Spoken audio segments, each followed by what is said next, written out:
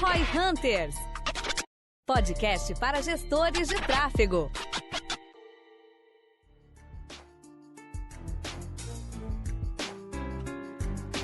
Naming Convention, UTM, o que é isso, como que funciona, como que a gente faz, né? Primeiramente, assim, eu acredito que pra gente balizar esse episódio é a gente entender as UTMs rapidamente, lembrar delas e entender o que seria, então, esse Naming Convention. Faz sentido pra vocês? Faz bastante sentido. Maravilha. Denner? Cara, eu sou perdidão nesse assunto aqui, eu tô mais pra ser o questionador. É bom que o Denner vai fazer hoje o papel de quem possivelmente tá nos ouvindo, de não entendi, explica de novo, né? Mas assim, primeiramente, né, falando de UTMs, assim, UTM, a gente até falou num outro episódio aí, que o UTM é um negócio arcaico, uma coisa velha, né, existe há muito tempo, mas que ainda assim é muito útil. E aí UTMs, basicamente, na minha explicação, depois se quiser me corroborar aí, João, UTMs basicamente são parâmetros que tu vai colocar ali na tua URL, na maioria das vezes, em alguns casos tu consegue até esconder eles, mas a ideia é que são parâmetros que tu vai colocar para identificar pontos-chave na tua campanha. Por exemplo, qual que é a fonte de tráfego, qual que é o meio que esse cara veio, de que campanha a gente está falando, qual palavra-chave e qual anúncio, né? Basicamente nessa ordem são as UTMs padrões que a gente tem. Faz sentido essa explicação? Quer aprofundar mais? O UTM é uma coisa velha, caralho? É velho, velho. É porque... É muito milênio. O Gui acha que o UTM é coisa velha, cara. Mas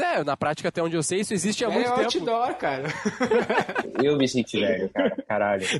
Nossa, mano. Você acabou de me fazer me sentir velho. No digital já tinha essa porra. Cara, mas é isso. E aí eu acho que depois vale a pena que você consegue também criar UTMs personalizados, né? E aí você consegue usar isso pra fazer uns truquezinhos legais, mas a gente fala mais disso no final. Mas basicamente é isso, cara. É uma forma de você, usando sua plataforma de analytics, entender da onde que seu tráfego tá vindo. Faz diferença pra caramba você definir isso corretamente. Com certeza, com certeza. E até eu falo que é uma coisa velha porque quando eu comecei, a galera tava já muito no... Eu comecei faz pouco tempo, né? Perto de vocês. Mas é porque eu sou muito novo e não vocês são velhos. Mas a ideia é o quê? O TM já era uma coisa que o pessoal falava pouco, assim, meio que já tava como garantido, né? Tipo, todo mundo sabe o que é o TM, pô. E agora o negócio é pixel, agora o cookie, sei lá, coisas do gênero. Mas assim, da UTM, até depois a gente fala dessa parte personalizada, mas a galera tem que primeiro começar nessa parte que já existe, né? O campaign, content, etc., que são os mais básicos, porque ali, se tu fizer aquilo ali, aquele feijão com arroz, certo, tu já consegue ter muita informação. Muita informação, como eu falei no outro podcast lá pro vendedor, muita informação até pra ti mesmo fazer as análises, porque se tu vende, por exemplo, um e-commerce ou vende algum produto online, né, que tu faz a venda mesmo, tu como gestor de tráfego, tu vai conseguir de repente fazer um export, alguma coisa do gênero de uma lista de vendas que tu teve e tu vai conseguir analisar retroativo. Tipo, das vendas que eu fiz no último quarto, no último mês, de qual campanha isso tá vindo? Ah, mas eu consigo fazer isso por pixel. Sim, talvez não com tanto detalhe muitas vezes, né? E eu acredito que o grande benefício que tá nas UTMs é até mais pro lado da geração de lead, porque a gente tá acostumado a entregar pro cara que atende o lead, pro vendedor, etc., ali o nome, e-mail, telefone, né? Nome, e-mail, telefone, o que o cara quer e tal. Mas quando a gente entrega mais coisas, né? Quando a gente entrega o argumento que esse cara veio, quando a gente entrega o público que esse cara estava dentro e coisas do gênero, a gente acaba dando mais informação pro vendedor vender no final, né? E assim, cara, pra mim você ainda tem toda a questão de atribuição, né? Sem o TM você não faz atribuição, não tem como. Então, sim, isso é outra coisa que tem que pensar daí, por que você tá usando as UTMs, pra você fazer atribuição depois. Cara, eu acho que assim, o Pixel tem outra questão que é muita dificuldade de você fazer cross-media no Pixel, né? Nas UTMs você consegue fazer aquele caminho reverso de conversão usando as UTMs pra ver o source, o medium, da onde que cada coisa veio. Você não tem, pelo menos na minha experiência, não é tão boa assim. Com certeza. E no fim das contas, tu consegue juntar tudo isso, né? Com as UTMs, tu consegue fazer uma utilização melhor do Analytics em si. Porque tu tendo as UTMs bem colocadas em todos os lugares, depois tu vai lá nas configurações de canais, né? E organiza tudo isso bonitinho dentro do Analytics e daí tu consegue fazer uma análise mais geral, uma análise completa ali do que tu tá gerando de tráfego, né? Que é o importante no fim das contas. A galera fala, eu não vou fazer o TM porque eu tenho Pixel. Mas é porque o cara realmente ainda não conseguiu ver os benefícios de estar utilizando esse detalhamento maior. Mas, entrando um pouco mais agora no aspecto aí que tu pode colaborar mais, na minha opinião, João, que é essa questão do Naming Convention. O que é isso exatamente? Como que isso funciona? Quais que são as boas práticas aí na tua visão? Cara, explicando primeiro o que é, né? É basicamente o seguinte, a gente falou o que é o TM. São você preencher aqueles campos, né, de source, medium, e o name convention é o padrão que você usa.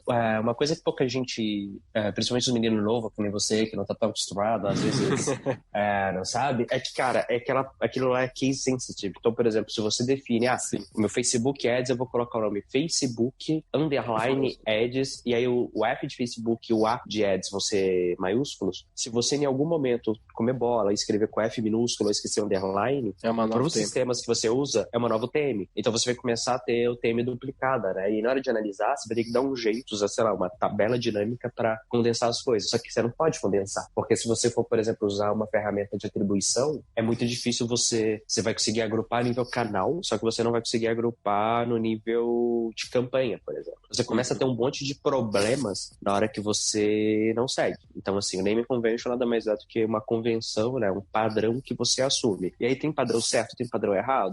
Cara, não, mas existem boas práticas. A primeira boa prática é tenta ser curto, evita usar acento, evita usar caractere especial. Então, cara, é letra, ponto, traço e underline. Eu mantenho esse padrão. O resto, geralmente, mais atrapalha do que ajuda. E dê nome significativo, né? Coisas que você lê e consegue entender o que aquilo significa. A gente tava brincando antes de começar a gravar sobre programação. Porque, né, programador vai dar nome pra variável, chama de XYZ ou J. Só que, cara, depois você vai ler o código. Por que eu chamei isso de J, né? E aí você tem um J de novo aparecendo do nada. É o J da variável ou é só um JX qualquer? É meio confuso. Então, assim, dar nomes significativos, eu acho que ou seja, que você bata o olho e entenda, Facebook Ads. Cara, você sabe o que é. Você coloca só Facebook, putz, é o Ads, é o orgânico, é o do grupo, é o quê? Faz total sentido. E até assim, eu pesquisando depois, a gente falou disso num podcast lá atrás, falou bem rapidinho sobre isso, eu lembro, e até eu fiquei meio encucado assim, caralho, nunca ouvi falar disso, né, velho? O que é naming convention exatamente? Eu me imaginei pelo nome, mas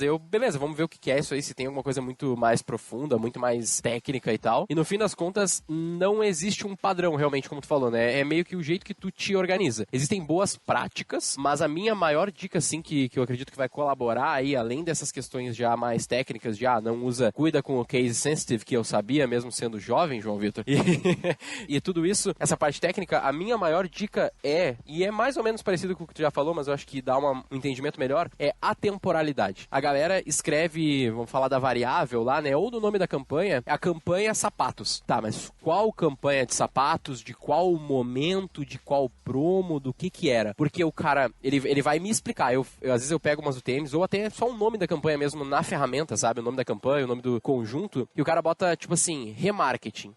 Qual remarketing? E o cara fala, não, obviamente, é o remarketing do público XPTO, de vídeo que eu fiz, 50% de view do vídeo que eu anunciei semana passada. Beleza. Daqui 6 meses tu vai lembrar que porra é essa? O cara fica, não sei, né, não sei. Então tu tem que dar um nome mais atemporal, ou seja, que o tempo não afeta. Então é o principal, assim, um nome que tu vai passar pro teu gestor, ou que tu vai passar pro teu cliente, e ele vai entender naquela hora. Só pelo nome que tá ali. E aí vai um pouco de desencontro às vezes, né, da questão de ser curto, às vezes tem que falar um pouquinho mais, mas a minha visão, né, no meu ponto de vista, pelo menos o nome da campanha ali, que tu vai conseguir dar uma descrição um pouquinho maior, ela pode ser um pouco mais extensa, desde que ela explique tudo que precisa ser explicado. Não sei se tu concorda, se faz sentido ou não. Eu concordo, mas tem uma outra coisa que pode ajudar e que é um pouco menos, como é que eu posso dizer? Nocivo? Não é nocivo, é um pouco menos subjetivo, porque querendo ou não, ser atemporal é um conceito fácil de entender, mas que nem sempre fácil de aplicar. O que a gente fazia na sua núcleo obrigatória? Criou o terminou, a gente tinha uma planilha com todas as TMs usadas, source, medium, pelo menos até nível campanha a gente garantia 100% e termo quando dava, né? Mas assim, você tinha que explicar. Cara, se o seu TM já não estava na planilha, você tinha que colocar e explicar do lado de uma coluna, observação. O que aquilo está significando, né? Qual é o significado daquilo ali? E às vezes até você entendia. E aí a gente tinha uma planilha de geração de UTM. Então, por exemplo, eu tô fazendo a campanha pro cara que já baixou esse e-book e fez esse mini curso. E agora ele vai ver, e eu tô levando ele de lead para cliente. Então a gente tinha, por exemplo, começava com LC. O que LC significava? Lead para cliente. Eu quero levar de lead para assinatura, então era LA. Então, eu quero de assinante para curso, você tinha uma outra sigla, né? Então, assim, ele ia montando tudo, então a gente entendia o padrão de, cara, quando eu vejo uma campanha que ela tá, por exemplo, LC, ED, AF, Eu sabia que era lead para cliente, do e-book de dividendos ED para assinatura difícil. Então a gente tinha todo um padrão, só que assim, cara, você não decorava tudo, obviamente, né? Você estava usando todo dia, você sabia, mas quem não estava não conseguia entender. Então você tinha todo um padrão escrito e falando, cara, quando você vê isso aqui, significa isso, né? Uma planilha. Não precisava de nada muito complexo, mas já ajudava muito e tirava a subjetividade da parada. Porque eles falou, se é atemporal, é importante, mas, cara, subjetivo. E uma dor, assim, que a galera vai enfrentar se eles não souberem disso que eu quero falar agora, e depois eu quero ouvir tua opinião também, é a questão das UTMs automáticas que a gente tem hoje, né? Ou dos parâmetros dinâmicos que eles falam, né? E aí o que acontece? A gente tava falando acho que era num outro episódio ali, dos erros, né? E aí tu tem muitos anúncios. Digamos que tu tenha lá uma puta campanha, tu tem 400 anúncios, né? Teoricamente a UTM é por anúncio. Então, teoricamente, tu tem que fazer 400 UTMs, né? Pra tu ter realmente ali aquela análise final. E aí dentro do Facebook, já faz um tempo agora, era uma coisa recente, mas já passou bastante tempo sobre isso, que tu tem agora parâmetros dinâmicos. Então tu pode botar lá, por exemplo, site source name. E aí o Facebook tem um padrão que ele vai trocar lá o source para ser Facebook é sempre FB, Instagram é sempre IG. E aí depois tem um outro que é placement. E aí ele tem os nomes padronizados já para todos os posicionamentos do Facebook. E aí tu consegue fazer todas as UTMs que a gente já falou, né? O source, campaign, median e o content no caso do Facebook. Tu consegue fazer os 4 de maneira dinâmica. Tu consegue ter muito mais agilidade, na verdade, na hora de criar teus UTMs, porque tu pode pegar lá, selecionar 400 anúncios e fazer uma UTM de vez assim e deu. O único problema que eu vejo nessa estrutura é que o naming convention fica daí na mão do Facebook, porque daí vai do jeito que ele colocou cada um desses parâmetros. Eu não sei se tu sabia disso, da parte dinâmica, até no Google também tem uma boa parte disso, já metade das UTMs a gente consegue fazer dinâmica no Google, mas não sei se tu tá ligado e se tu usa ou não. É porque na prática você pode configurar o que você quiser para ser dinâmico, né? Eu uso dinâmico, mas eu uso, ao invés de FB e tal, eu uso aqueles colchetes. Source media eu coloco sempre fixo, você pode deixar fixo, mas o resto, o dinâmico, eu deixo ele puxando das campanhas. A campanha eu coloco campaign name, content ad set name, e o content que deveria ser keywords eu coloco como sendo ad name. Só que aí, tipo, eu uso a geração dinâmica, mas eu não deixo a padrão. Eu vou lá e seto as minhas na mão, você tem essa opção. Ah, sim, é que tu usa os names, né? Que daí ele vai puxar o nome que tu colocou dentro do conjunto, da campanha e do anúncio, né? É só lembrando pra galera que tá ouvindo, se for fazer desse jeito, cuidar, que tem um pequeno problema, né? Ele pega sempre o primeiro nome que foi dado, aquela campanha, aquele conjunto e aquele anúncio, né? Se tu salvou o teu anúncio com o nome de teste 1, 2, 3, na prática, todos os UTMs que tu colocar ad name, até onde eu sei, vai ser teste 1, 2, 3. Que se tu atualizar aquele... Eu acho que eles arrumaram isso, né? Porque agora tá realmente dinâmico o negócio. Eu vi ontem que quando tu usa qualquer um de name, ele ainda dá aquele aviso. É de, cuidado que vai ser sempre o primeiro, alguma coisa do gênero. Mas, cara, você tem que ser profissional e fazer certo de primeiro. Exatamente, né? Não vai botar qualquer coisa no nome ali e já publicar, né? Publica direito. Mas assim, uma coisa que eu queria ouvir de ti aí, João, que tu comentou lá no começo, né? Das UTMs personalizadas que tu falou. Imagino que sejam aqueles parâmetros personalizados, que na prática, o UTM nada mais é do que um parâmetro na URL, e parâmetro na URL pode ser qualquer coisa, né? Tu só tem que ter algum lugar depois para analisar esse parâmetro. Tanto que para landing page, por exemplo, não sei se esse exemplo é muito profundo, mas rapidamente, nas landing pages do Unbounce que a gente usa aqui, tu consegue trocar texto com base em parâmetro, né? Então tu pode fazer um parâmetro arg, argumento, igual a alguma coisa. E aí o texto na tua landing page vai ser trocado. E aquele parâmetro pode chamar qualquer coisa, né? Uma coisa engraçada. Sabe o que significa UTM? Cara, não sei agora. Urkin Tracking Module. Basicamente, a Urkin é uma empresa que a Google adquiriu, cara, muito tempo atrás, que era pra... Lá no teu tempo. Antes do meu tempo, na real, cara, esse negócio.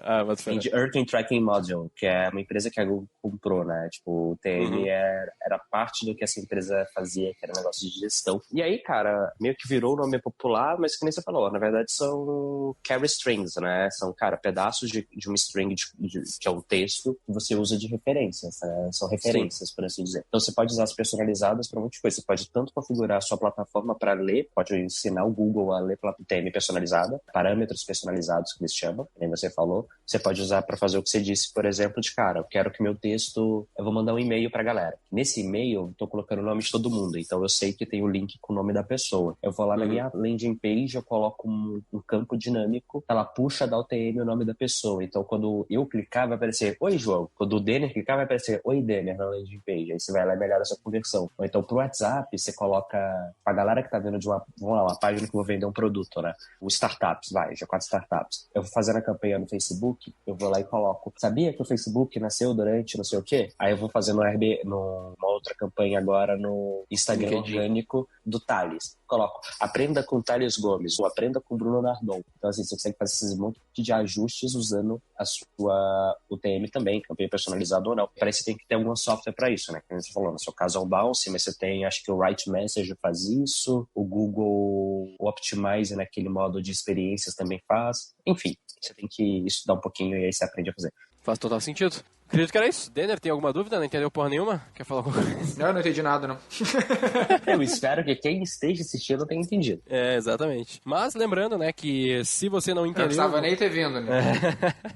Obrigado, Denner, pela sua colaboração nesse episódio, foi muito, muito útil. Mas lembrando pra galera que tá assistindo aí, que tá, no caso, ouvindo a gente, né, o nosso Instagram, @V4Company, vai estar lá, o do João Vitor também, @João Vitor. A gente vai estar lá totalmente disponível caso você não tenha entendido alguma questão. E se você quiser que a gente fale mais sobre isso, na prática não tem muito mais além disso, né? Na prática o TM, como eu disse, é uma coisa mais antiga. Ela na prática, depois que tu faz 1, 2 vezes, tu entende o funcionamento e já era. Tu vai começar a bater de frente com o desafio de sempre manter uma consistência, porque depois tu acaba vendo os problemas, quando tu muda de UTM no meio do caminho, tu acaba vendo esses problemas que vão gerando. Então sempre comece direitinho e mantenha essa consistência. Essa é a maior dica aí. E no fim das contas eu acabei de fazer a dica final que o João Vitor não tinha feito. Siga a gente no Instagram, @V4Company. Siga o João Vitor no Instagram dele também, @João Vitor. A gente vai estar lá totalmente disponível, esperando vocês para comentar um pouco mais e trazer ideias de pautas. Eu sou o Guilherme Lippert, Equity Partner da V4 Company. Sou Dani Lippert, fundador da V4 Company. E o nosso negócio é vender o seu.